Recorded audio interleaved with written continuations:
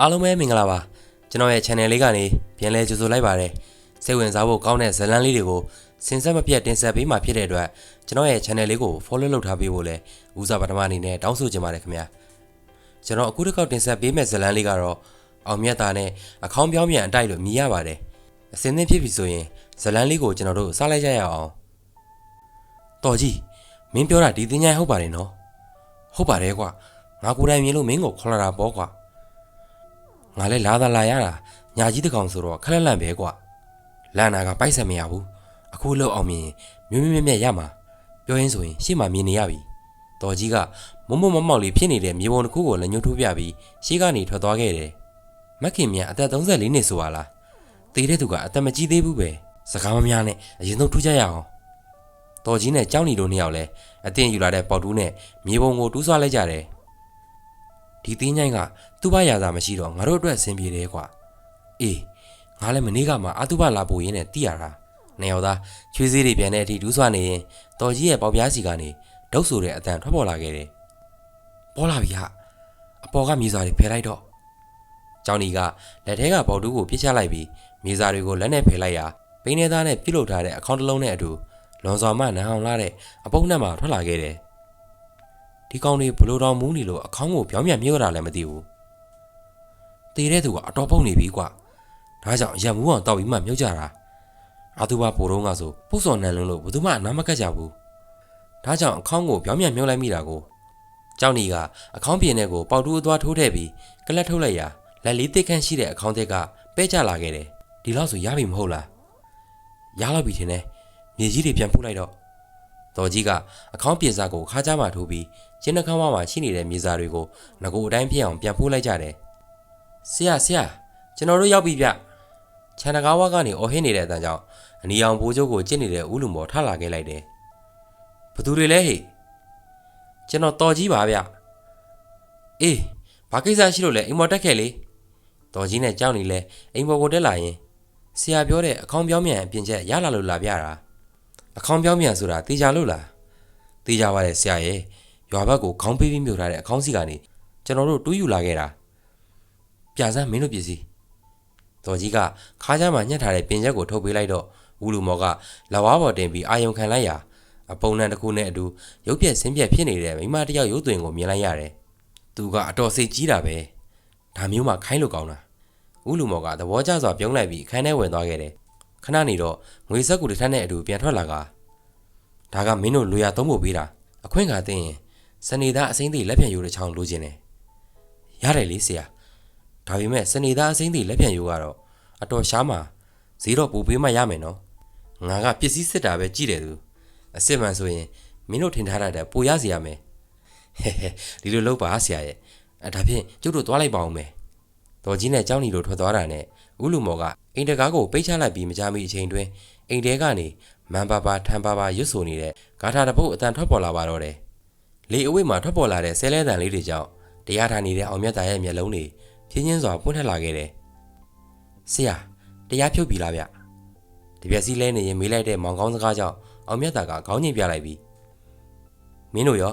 တရားဖြုတ်တာကြားနေပြီလားတနာရီလောက်တော့ရှိပြီဆရာဘာလို့နဲ့ငါတို့ဒီစီဒီကိုရောက်တာတစ်ပတ်တောင်ရှိသွားပြီပဲဆရာကျွန်တော်တို့ဒီမှာဘယ်လောက်ကြာကြာထပ်နေရမှာလဲမပြောတတ်သေးဘူးခေါ်လာအထက်ဆရာတွေကဘာမှမညွှန်ကြားသေးတော့ဘယ်မှသွားလို့မရဘူးဖြစ်နေတယ်အော်ခဏကတရားထိုင်နေတော့ဖျားဘူးတွေရောက်လာတယ်သူတို့ထဲမှာထူးဆန်းတဲ့ကောင်မလေးတယောက်လည်းပါလာတယ်ဆရာဘလို့ထူးဆန်းတာလဲပြောပါဦးကလေးမလေးကဆယ်ကျော်သက်ရွယ်လောက်ပဲရှိသေးတယ်ဇေဒီပေါ်ရောက်ကြတဲ့ကသူ့မျက်လုံးနဲ့ခဏမငြိမ်ဖြစ်နေပြီးတခုခုကိုကြောက်လန့်နေတယ်လို့ပဲဆရာကျွန်တော်လည်းသူနဲ့ပါလာတဲ့မိသားစုကိုမေးကြည့်တော့အဲ့ဒီကလေးမက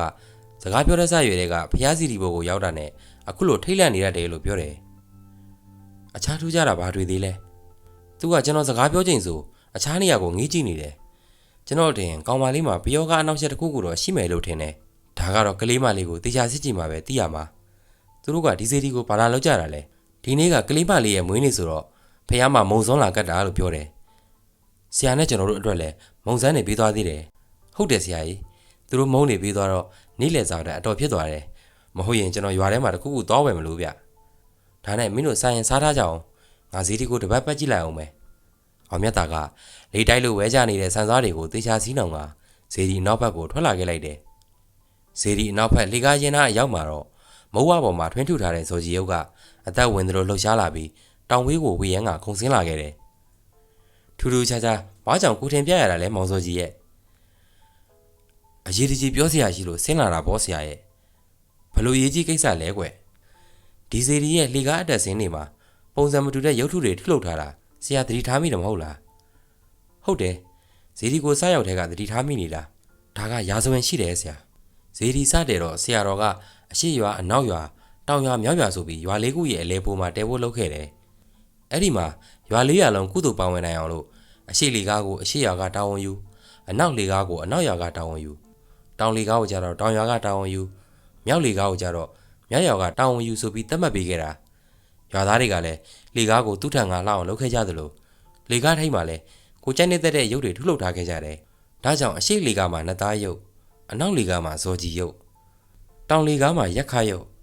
မြောက်လေကားမှာကျွဲချောင်းသားရုပ်ဖြစ်နေတာမလား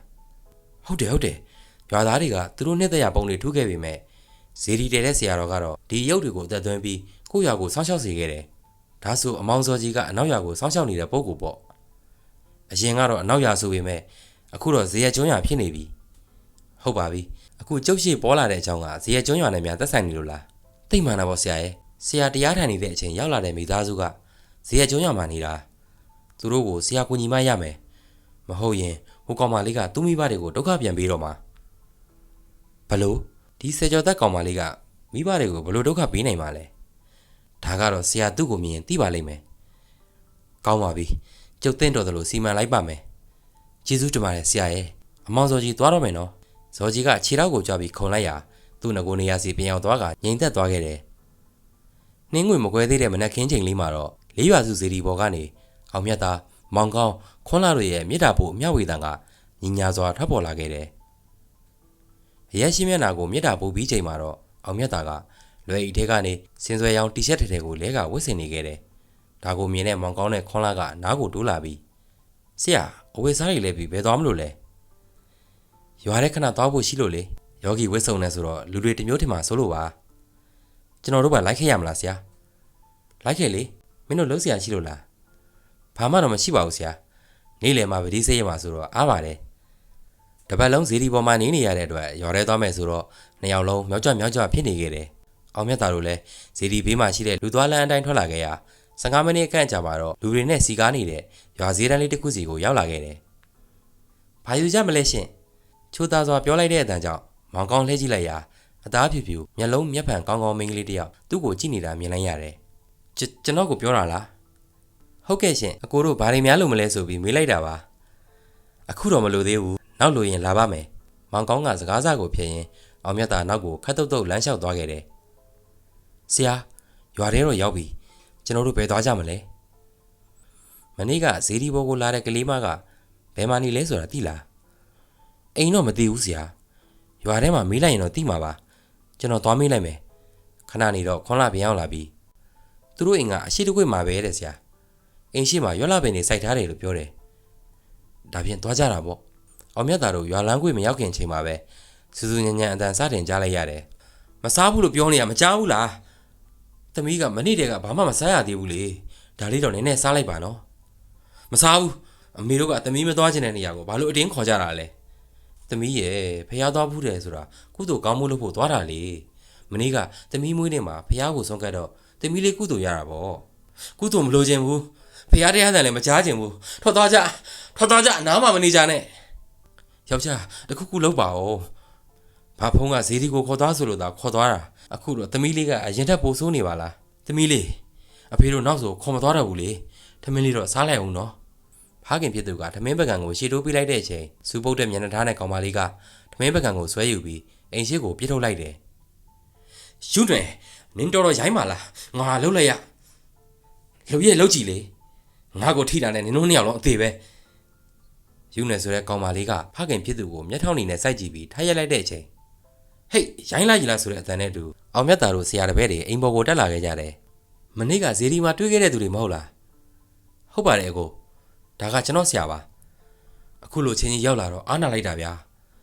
ရပါတယ်ဗျာ မောင်ကောင်းတဲ့အင်ရှင်လူကြီးတို့စကားပြောနေတဲ့အချိန်အောင်မြတ်တာကကလေးမကိုစိုက်ကြည့်နေခဲ့တယ်ဒီကလေးမကထူးဆန်းတယ်ဗျာသူ့ရဲ့မွေးရပါအချင်းရတွေကြောင့်အခုလိုဖြစ်နေတာအောင်မြတ်တာစကားကိုကြားတော့ကလေးမကမျက်စောင်းတစ်ချက်ထိုးပြီးအိတ်ခမ်းထဲကိုဝင်သွားခဲ့တယ်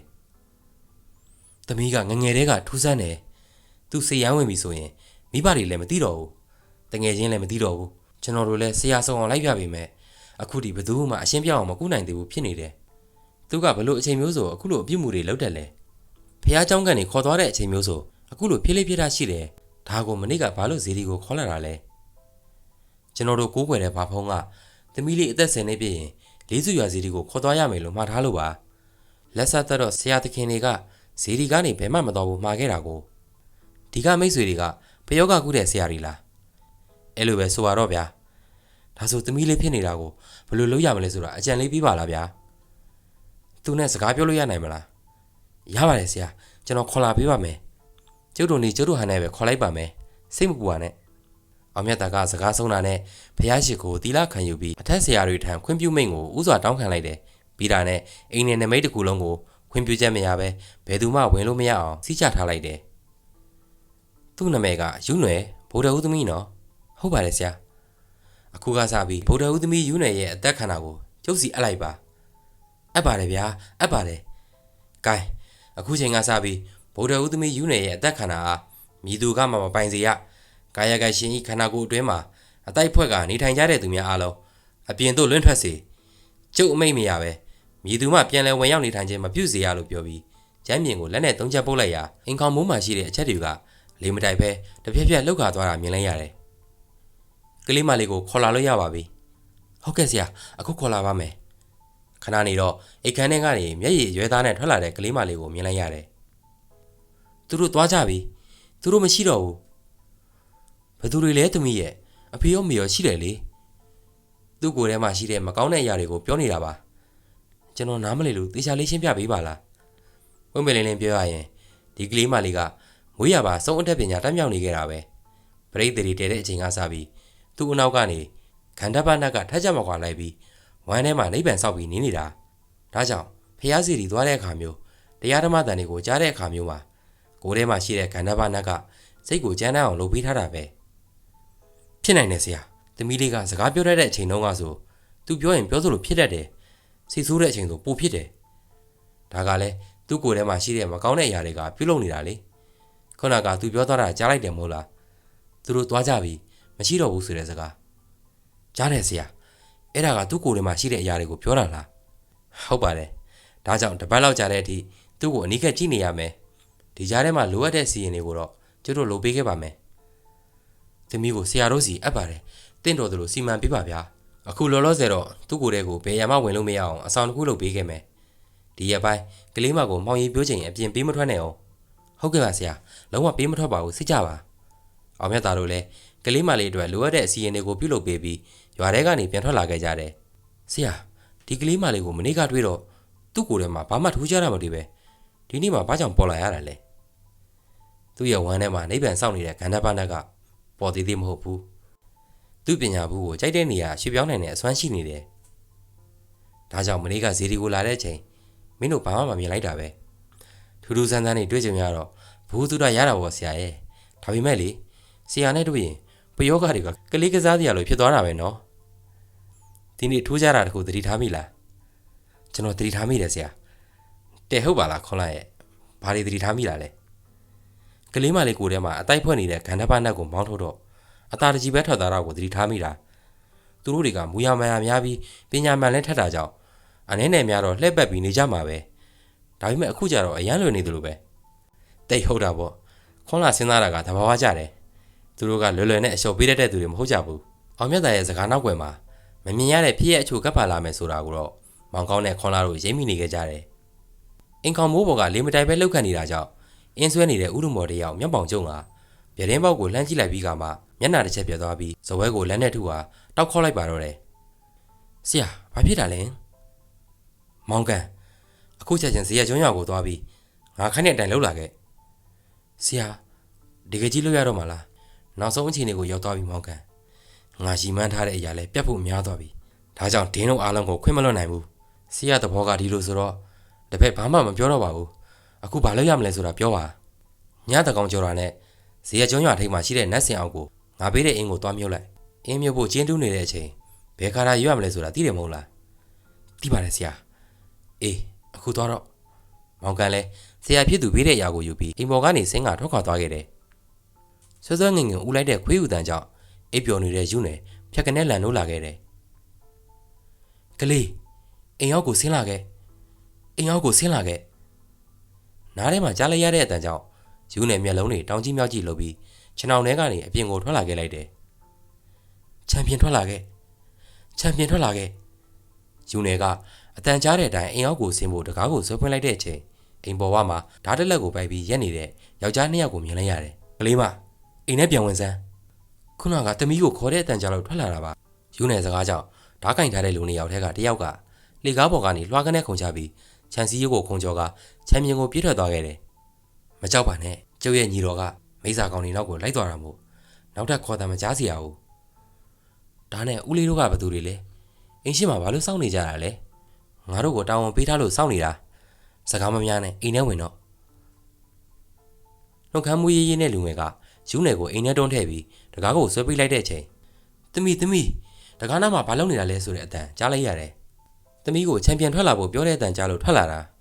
ာအိမ်ပေါ်ဝမှာစောင့်နေတဲ့လူ2ယောက်ကမထွက်ရဘူးလို့ပြောတယ်မိမသမီးကိုအထဲခေါ်သွားလိုက်တော့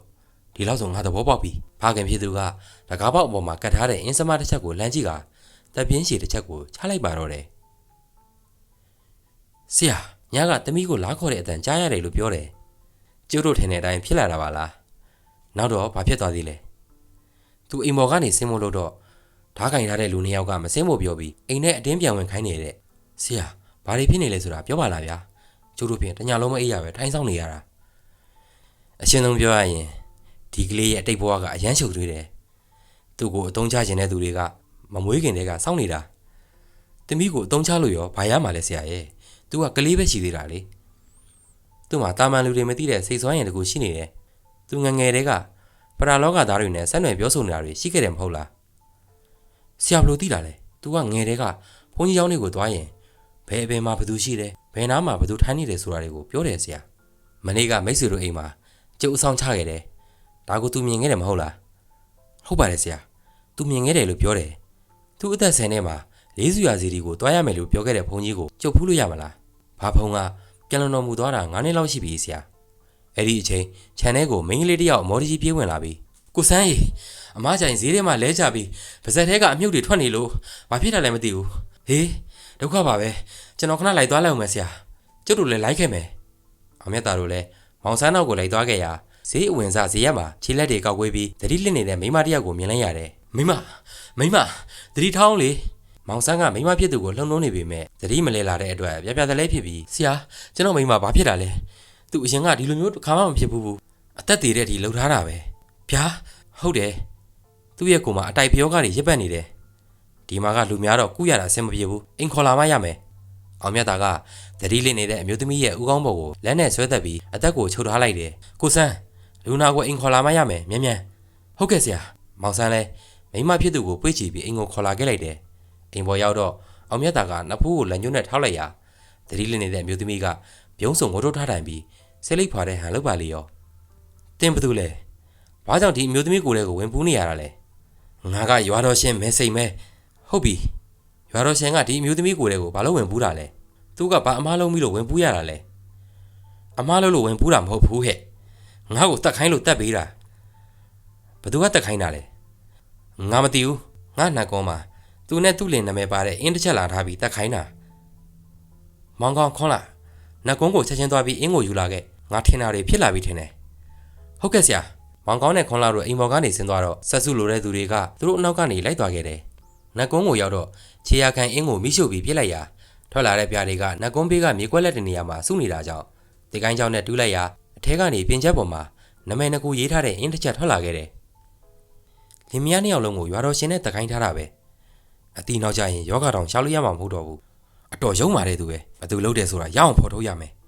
မောင်ကောင်းနဲ့ခွန်လာတို့လည်းအင်းချက်ကိုအဝိစာနဲ့ပတ်ယူကအောင်မြတ်သာစီပြန်လာတဲ့အချိန်လူအုပ်ထဲမှာပါလာတဲ့လူတစ်ယောက်ကမတိမတာနဲ့ရွာပြင်ကိုထွက်သွားခဲ့တယ်ဆရာလင်မယားနှစ်ယောက်လုံးကိုအတီတိုက်ထားတာဗျ ခွန်လာကအင်းချက်ကိုအောင်မြတ်တာရှိထိုးပေးပြီးပြောလိုက်တာကြောင့်ဇဲလိတ်ဖွာဟန်လုံနေတဲ့ရွာတော်ရှင်ကဟီဟာနဲ့ရေကနင်တို့အချိန်မီယုံလေးရောက်လာလို့ဒီလင်မယားမသေးတာငါ့ကိုအပြစ်တင်တဲ့မျက်လုံးတွေနဲ့လာမကြည့်နဲ့ငါတို့ကနီးရဓာတ်ကိုကြောက်ရတဲ့သူတွေမို့ခိုင်းရင်လှုပ်ပေးရမှာပဲလို့ပြောပြီးမျက်တောင်ကိုပုတ်ခတ်ပုတ်ခတ်လုံနေခဲ့တယ်ဒါဖြင့်တင့်အနေနဲ့ကျုံမေးတာကိုအမှန်တိုင်းဖြေမှာလားမေးရင်တော့ဖြေရမှာပေါ့နင်ဘေးမှာကပုံကိုယ်တွေအများကြီးရှိတာငါမြင်နေရတယ်လေမဖြေလို့ဘယ်ရမလဲဟုတ်ပြီဒါဆိုရင်ဒီလင်မယားကိုဘယ်သူကတတ်ခိုင်းတာလဲငါမသိဘူးသူ့ကိုငါမမြင်ရဘူးတင်းလိန်ပြောရင်ငရဲမီတော့ဖန်စီပြီးပြအတိဖြစ်အောင်ရှို့မှာနော်ရှို့ဖို့အေးငါကမသိလို့မသိဘူးပြောတာမယုံလည်းမတတ်နိုင်ဘူးအောင်မြတ်သားကရွာတော်ရှင်ကိုစစ်စစ်ကြည့်လိုက်ပြီးကမှခေါင်းတစ်ဆက်ဆက်ငိမ့်ပြီးတင်းတကယ်မသိဘူးဆိုတော့လည်းမသိဘူးပေါ့ဒါပေမဲ့တင်းပြူစားထားတဲ့အရာတွေကိုမြူးတမုံစားတော့မှကြံမဲ့ပြန်နှုတ်ယူသွားရမယ်ပြန်ယူသွားပါမယ်ရှင်ငါတို့ဆိုဒီမှာလဲဟိုစီယာခိုင်းလည်းမလုပ်ဘူးပြောမရဒီစီယာခိုင်းလည်းမလုပ်ဘူးပြောမရနဲ့စကားမများနဲ့အခုချက်ချင်းပြန်ယူပြီးထွက်သွားတော့အောင်မြတ်သားစကားအဆုံးမှာဝင်ပူးနေတဲ့ရွာတော်ရှင်ကခန္ဓာကိုယ်ကိုလက်နဲ့တက်ချလိုက်ရကာယကံရှင်ကဘုတ်ကနေလဲကျသွားခဲ့တယ်မောင်ကောင်းတို့လည်းတတိလစ်နေတဲ့လူနာကိုရေမန်းတိုက်ပြီးခေါင်းကိုပုတ်လိုက်ရစုပ်တက်တက်လှုပ်ပြီးတတိပြန်လဲလာခဲ့တယ်ကျမဈေးသွားရကနေဘလို့ကြောင့်ဒီကိုပြန်ရောက်လာတာလဲဈေးထဲမှာခြေလက်တွေကောက်ကွေးပြီးတတိလစ်နေလို့ပြန်ခေါ်လာတာမိမကြီးနင်အသက်ကဒီဆရာတွေပြီးတဲ့အသက်ပဲရှိတော့တယ်ဆရာတို့ကိုကျေးဇူးတင်ပါတယ်ရှင်ရပါတယ်ဗျာဒါကကျုပ်တို့ကုသပေးရမယ်တောင်းမဲမဟုတ်လားကျုပ်စဉ်းစားမိတဲ့လောက်ပြောရရင်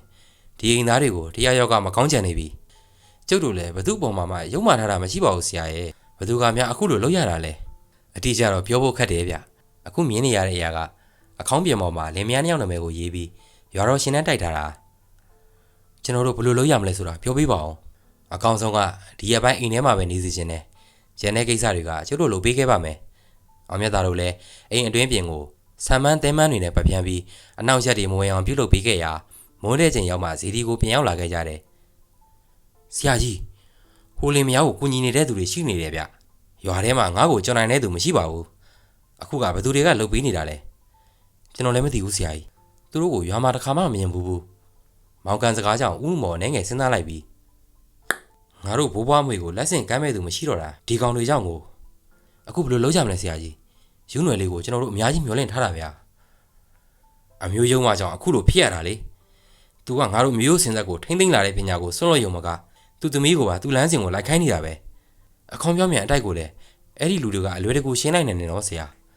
သူတို့ကိုလည်းရှော့တွက်လို့မရဘူးမင်းကကြောက်နေတာလားမောင်ကန်မကြောက်ပါဘူးဆရာကြီးရှိနေရင်မောင်ကန်ဘာလုပ်ရလို့ရဲပါတယ်အရင်ဆုံးသူတို့ကိုဒီဟာကနေထွက်အောင်လုပ်ရမယ်ဘယ်လိုလုပ်ရမလဲဆရာကြီးကျွန်တော်ကျွန်တော်ဟန်နဲ့မောင်းထုတ်လိုက်ရမလားဒါမျိုးတွေကမင်းလုပ်တတ်ပါတယ်တည်တဲ့အထိတော့မလုံးနဲ့ကြားလားဟုတ်ကဲ့ဆရာကြီးကျွန်တော်ဒီညပဲစီစဉ်လိုက်ပါမယ်မောင်ကန်ထွက်သွားတော့ဥလူမော်ရဲ့အတွေ့အထဲမှာအတိတ်ကအကြောင်းအရာအချို့တရိပ်ရိပ်ပေါ်လာခဲ့ပါတော့တယ်လေးစုရွာစီဒီစတဲ့တော့ဥလူမော်တို့အဖိုးဖွားတွေကအရှိရွာမှာကြီးကြီးတက်ချမ်းသာတဲ့လေပိုင်ရှင်တွေဖြစ်ခဲ့ကြတယ်သူတို့မှာမောင်ဖိုးသားနဲ့မတ်ဆန္ဒဆိုတဲ့သားသမီး2ယောက်ရှိခဲ့ပြီးမောင်ဖိုးသားကငယ်စဉ်တည်းကသာသနာပေါင်းထဲဝင်ခဲ့တာကြောင့်မတ်ဆန္ဒကသာမိဘလုပ်ငန်းတွေကိုဦးစီးလုပ်ကိုင်ခဲ့ရတယ်မတ်ဆန္ဒရဲ့မိဘနှစ်ပါးလုံးကစုံတက်ပညာကိုတက်မြောက်ကြပေမဲ့ဘယ်သူ့ကိုမှဒုက္ခမပေးပဲတူတူဝဝနေထိုင်လာခဲ့ကြတယ်ဒါပေမဲ့သူတို့သမီးဖြစ်တဲ့မတ်ဆန္ဒကတော့မိဘတွေနဲ့မတူပဲထစ်ကနေရှိရင်ကျင်စဲတဲ့အကျင့်ရှိခဲ့တယ်သူကလည်းမိဘတွေအမွေကိုဆက်ခံထားတဲ့သူဖြစ်တဲ့အပြင်ပြောသမျှဆိုသမျှကလည်းလက်တွေ့ဖြစ်လာတာကြောင့်ရွာသားတွေအနေနဲ့ဆန္ဒဆိုရင်မျက်နှာချင်းမဆိုင်ရဲလောက်တဲ့အထိကြောက်ရွံ့လာခဲ့တယ်မိဘတွေဆုံးပါသွားချိန်မှာတော့ဆန္ဒကစင်းငါးကောင်လေးတစ်ယောက်နဲ့အကြောင်းပါပြီးသားတစ်ယောက်သမီးတစ်ယောက်မွေးဖွားခဲ့တယ်ဆန္ဒကသူ့ပညာကိုအလေးထားသူဖြစ်တာကြောင့်မွေးလာတဲ့ကလေးတွေကိုလည်းသူ့လိုပညာသည်ဖြစ်အောင်ငယ်စဉ်တည်းကပြုထောင်ပေးခဲ့တယ်သားသမီး2ယောက်တည်းရှိတဲ့လူမော်ကမိခင်ဖြစ်သူရဲ့စိတ်ပြေပါလာပြီးညီမဖြစ်သူကတော့နူးညံ့တဲ့စိတ်သဘောထားရှိခဲ့တယ်ညီမဖြစ်သူကအနောက်ရွာသားနဲ့ချစ်ကြိုက်တယ်ဆိုတဲ့သတင်းကိုကြားရတဲ့ချိန်မှာတော့မတ်ဆန္ဒနဲ့လူမော်တို့ဒေါသပုံထားခဲ့ကြပြီးဒင်ယူရာနဲ့2ယောက်လုံးကိုတတ်မယ်ဆိုပြီးကျင်းဝါခဲ့ကြတယ်ဒါကိုသိတဲ့ဘာကြီးဖုန်းကြီးကရွာကိုကြွလာပြီးညီမဖြစ်သူနဲ့တူဖြစ်သူကိုဆုံးမစကားပြောခဲ့တယ်ဒါကိုသားမီး2ယောက်ကရင်းရင်တီးတီးပြန်ပြောခဲ့တဲ့အပြင်နောက်တစ်ခါရွာကိုလာရင်တက်ပြစ်မယ်ဆိုတဲ့အထိချင်းချောက်ခဲ့ကြတယ်ဘာကြီးဖုန်းကြီးကသူတို့စကားကြောင့်စိတ်ဆိုးပြီးသတင်းသုံးတဲ့ဇေယျကျွန်းရွာကိုပြန်ကျသွားခဲ့တယ်အဲဒီညမှာပဲဆန္ဒတယောက်ကဲပါယူပါနဲ့အော်ဟေရင်သူ့ပွားအန်ကတည်ဆုံးသွားခဲ့တယ်လူမော်ကတော့သူ့အမေသေးရတာဘာကြီးဖုန်းကြီးကြောင့်ဆိုပြီးလက်စားချေဖို့လုပ်ခဲ့ပေမဲ့ပညာစွမ်းခြင်းမရှင်နိုင်ပဲအရှုံးပေးခဲ့ရတယ်ဒါကိုသိတဲ့ညီမဖြစ်သူကမ ဘာဖုံးစီကိုသွားပြီးသူ့ကိုယ်မှာရှိတဲ့ပညာတွေကိုဆွန့်လွတ်ခါတာမန်လူတစ်ယောက်ဖြစ်နေထိုင်ရာကနေဇေယျကျွန်းရွာမှာအိမ်အောင်ကြခဲ့တယ်လူမော်ကတော့ပညာဆွန်သွားတဲ့ညီမဖြစ်သူနဲ့ဘာဖုံးဖြစ်သူကိုစိတ်အနာကြီးနာပြီးအခွင့်ရေးရတာနဲ့လက်တုံပြန်ဖို့ကြိုးစားခဲ့တယ်ဒါပေမဲ့ဘာဖုံးရဲ့အစီရင်တွေကိုမကြုံလွန်နိုင်ပဲအရှုံးနဲ့ပဲရင်ဆိုင်ခဲ့ရတာမို့အခွင့်ခါကောင်းကိုစောင့်နေရကနေယူနယ်မွေးလာတဲ့အချိန်ကိုရောက်လာခဲ့တယ်ယူနယ်မွေးလာချိန်မှာတော့လူမော်ရဲ့အတွေးတွေကတမျိုးပြောင်းသွားခဲ့တယ်ဒီကလေးကသူတို့မျိုးနယ်ရဲ့ဂုံကိုမြင့်တင်ပေးနိုင်မယ်ဆိုတဲ့အတွေးနဲ့အတူမျောလင့်ချက်ရောင်ကြီးတွေဝင်ရောက်လာခဲ့တယ်အခုတော့သူမျောလင့်ထားတဲ့အရာပျက်စီးသွားခဲ့တာကြောင့်ညီမဖြစ်သူပေါ်မှာရှိတဲ့အမုန်းတရားတွေပြန်လည်နှိုးကြွလာပြီးတေးစေတဲ့အထိပြူစားခဲ့တယ်လို့ကူညီပေးခဲ့တဲ့သူတွေကိုလည်းရန်ပြုတ်လိုတဲ့စိတ်တွေပြင်းထန်လာခဲ့တယ်ဒါကလည်းသူ့ဘဝရဲ့နောက်ဆုံးနေ့ရက်ဖြစ်လာစေဖို့မီးမွေးလိုက်ခြင်းပဲမိန်ပြပြကျနေတဲ့လာရောင်အောက်က၄ရွာစုဇေဒီရင်ပြင်ပေါ်မှာတော့အောင်မြတ်တာမောင်ကောင်းခွန်းလာတို့ငိန်သက်စွာတရားရှုမှတ်နေခဲ့ကြတယ်ဝင်လေထွက်လေကအစတရွက်လှုပ်တန်းတစ်ခိုင်းချင်းဖိုးတိုက်တန်တွေအစုံအရှင်းသားကြားနေရတဲ့အောင်မြတ်တာရဲ့စိတ်ထဲမှာတော့ခပ်ဖွားဖွားရှောင်းနှင်းလာတဲ့လမ်းလျှောက်တန်ချို့ထင်းလာခဲ့တယ်ဝက်စစ်ပိတ်ဒုတ်တွေကိုကိုစီကင်ထားတဲ့လူ6ယောက်ကအောင်မြတ်တာတို့ရှိရာရင်ပြင်ပေါ်ကိုတက်လာတဲ့အချိန်ခုနကလူတွေဘယ်ရောက်သွားတာလဲခုနကတော့မြင်နေရသေးတယ်လေအခုကမျက်စိရှိရင်ပျောက်သွားတာဆိုတော့မဟုတ်သေးပါဘူးမောင်ကန်ငါတို့အခုလိုလုပ်တာဇေဒီအဆောင်ရှောက်တွေမကြိုက်ဘူးထင်တယ်ဟိကောင်တော်ကြီးအရက်သမားပါဇက်ကနတ်စကားမထွက်နဲ့ငါပြောတာမဟုတ်လို့လားခုနကတော့မြင်နေရတာအခုမတွေ့ဘူးဆိုတော့သူတို့ကတာမန်လူတွေမဟုတ်တော့ဘူးတကယ်တော့အောင်မြတ်တာတို့တရားထိုင်နေတာကိုဇေဒီမှာရှိတဲ့အဆောင်ရှောက်တွေကရန်ပြုတ်မဲ့သူတွေကိုမမြင်ရအောင်ဖန်တီးထားခြင်းပင်မောင်ကန်ကရင်မြင်ပေါ်မှာရုတ်တရက်ပျော်သွားတဲ့သူတွေကိုလိုက်ရှာရင်ရှေ့ကိုတိုးလာခဲ့ရအောင်မြတ်တာနားကိုရောက်มาတော့မိုက်သားတွေအတီဆိုးနဲ့မသေးခြင်းရင်ထွက်သွားကြစမ်းဆိုတဲ့အတန်ထွက်လာခဲ့တယ်ဘယ်ကအတန်လဲလိုက်ရှာစမ်းမတွေ့ဘူးကငါတို့မနေရတော့ဘူးပြန်ကြရအောင်ဒီအထိရောက်လာပြီးမှလှည့်ပြန်ရတယ်လို့ကွာမောင်ကန်ကတောက်တစ်ချက်ခေါက်လိုက်ပြီးဇီဒီဘော်ကနေဆင်းဖို့အလို့တောင်ဘက်လေကားပေါ်မှာရှိနေတဲ့ရက်ခရုပ်ထုကအသက်ဝင်တယ်လို့လှုပ်ရှားလာပြီးမောင်ကန်ရဲ့ဇက်ပိုးကိုဆွဲတင်သွားခဲ့တယ်ရုပ်ထုကအသက်ဝင်လာတယ်ဟေ့ပြေးကြပါလာတဲ့သူတွေလည်းတသက်နဲ့တကူမမြင်ဘူးတဲ့မြင်ကွင်းကြောင့်ကြောက်လန့်ကြအော်ဟရင်ထွက်ပြေးကြတဲ့အချိန်မောင်ကန်ကတော့လေပေါ်မှာရက်ကန်ဖြစ်နေခဲ့တယ်ဟာအမောင်စောကြီးရဲ့စီးတောင်ဝေးဆွမ်းကကိုဖြောက်လို့ရတယ်ဆိုတာယုံပြီမဟုတ်လားရက်ခကြီးရုတ်တရက်ထွက်လာတဲ့အတန်ကြောင့်မောင်ကန်ငုံကြည့်လိုက်ရာတောင်ဝေးကိုလှည့်ပတ်ကစားနေတဲ့ဇော်ကြီးတစ်ပါးနဲ့အတူသူတို့ကိုကြည့်နေတဲ့လူ၃ယောက်ကိုမြင်လိုက်ရတယ်ဟဲ့ငမိုက်နင်းလိုအဆင့်ကသူတော်ကောင်းတွေကိုရန်ပြုတ်လို့ရမှန်းထင်နေတာလာ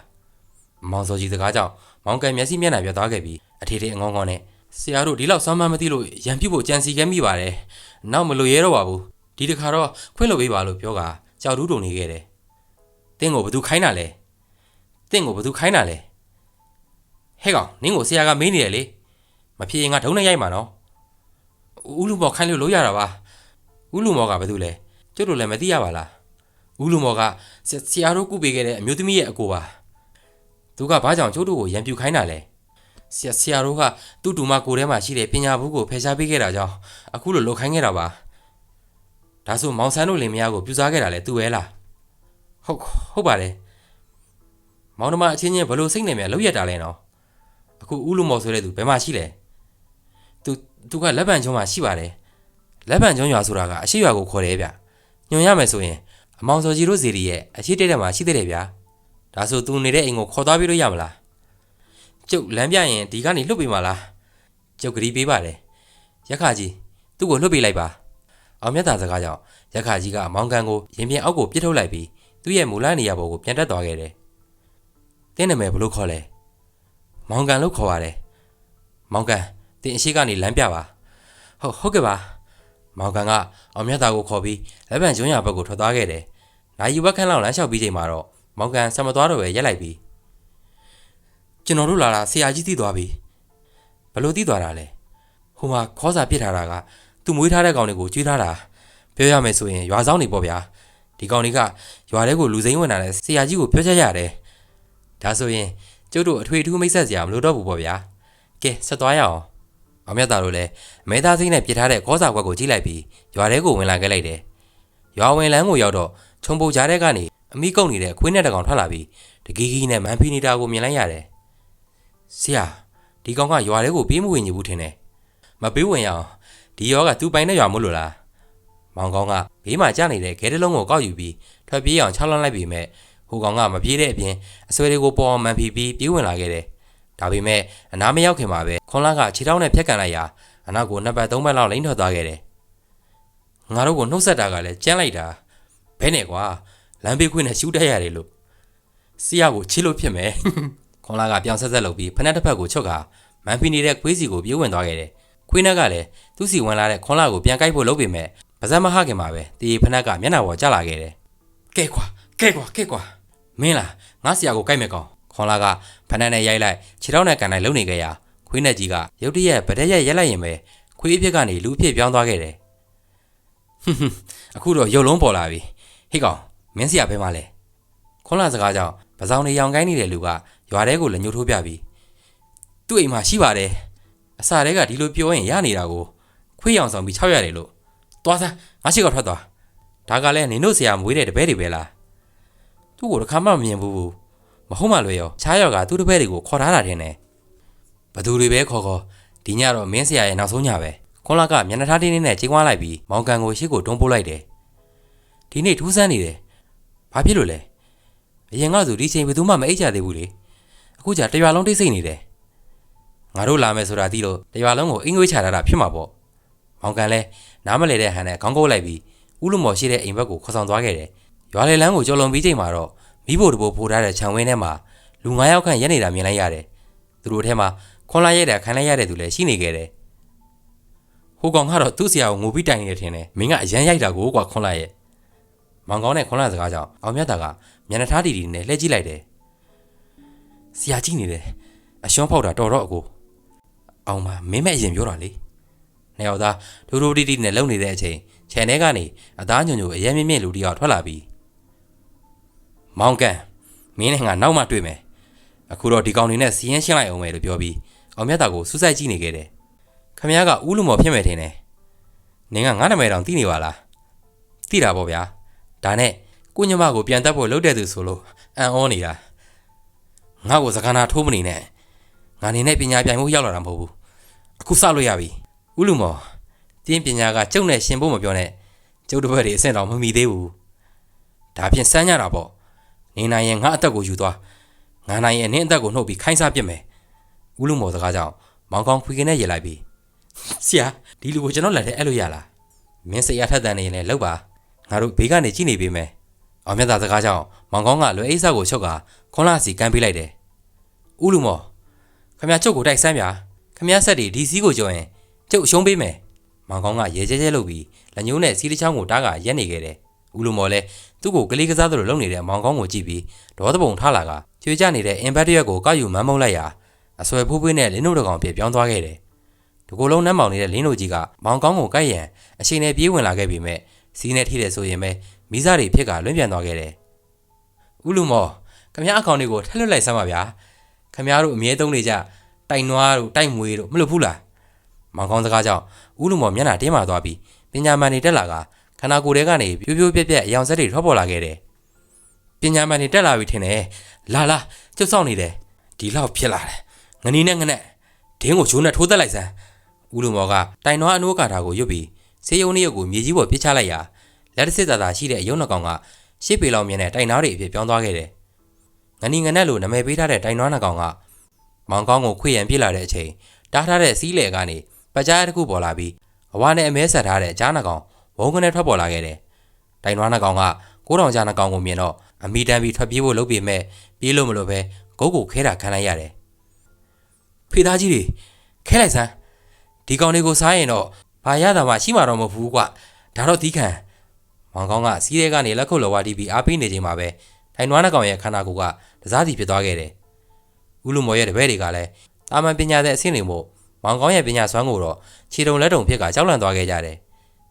ဟေးလူကြီးခမရပညာဒါအကုန်ပဲလားလူတွေကိုအင်းတိုက်နက်တိုက်သေရဲတိုက်နဲ့ပဲတိုက်တတ်တာလားခမရကိုတွေကစက်တွေနဲ့ပြစ်တာလဲကြီးကျင်သေးတယ်လေ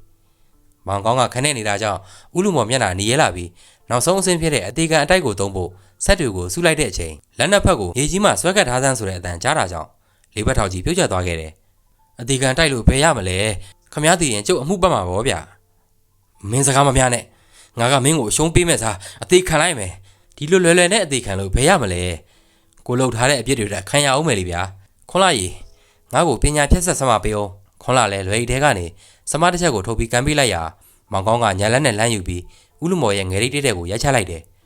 အာပူတယ် ဦးလူမောကအတန်တန်ကြီးနဲ့အော်ရင်ခေါင်းကိုခါရမ်းနေရကနေအယုတ်ကျွေးပြက်ပြုတ်ကျသွားခဲ့တယ်ဟိုလေးယောက်ဘာလုပ်နေတာလဲပညာသိမ်းတာခံကျင်လို့လား